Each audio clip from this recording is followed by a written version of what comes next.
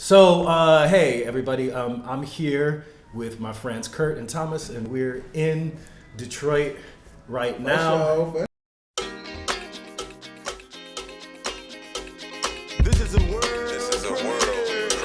This is a world. Vegetable. I love vegetables. I think that you can't substitute them. And they say I'm not sure, so don't quote me on this if this is true, but they say like we should be eating at least 80% of our diet, if I'm not wrong, should be plant-based. Mm-hmm. So we should be eating more vegetables than we do meat. Mm-hmm. So the veganism part about it is, something that I was been aware of, not about just being strictly that, but how serious it is that vegetables need to be incorporated in diet. But like I say, you walk down the street, everyday life now,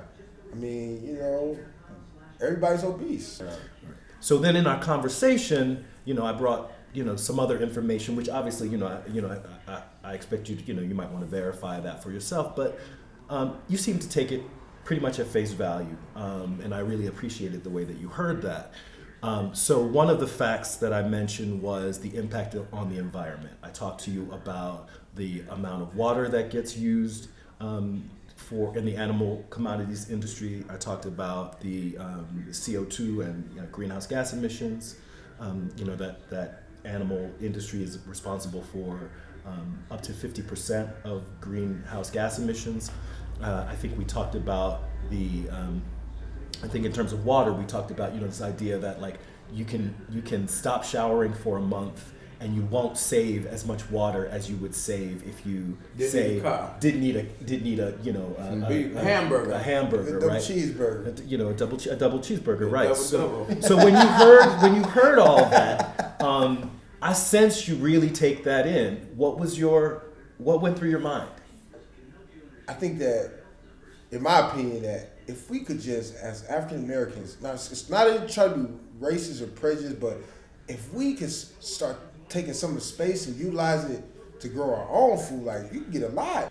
If we did our own growing of these things, then it would help cut back, so that's my opinion, because it's going to have to be, we get to that breaking point where, we're going to have to make some changes. So either we're going to let the government make the changes for us, which is not going to be good, because the government has never made changes for us that have been good, or we're going to take it back into our own hands. Would you, if you could go vegan and save the planet, I'm not saying that this is possible, but if you could go vegan and save the planet, that was the first question.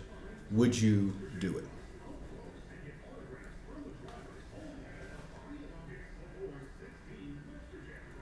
If it's just up to me, like it's up to my hands to save all the people on the planet Earth. Yeah. If I had to just make a choice to go vegan. Yeah. Then I would go vegan. Okay. So then my next question is how? What would you do?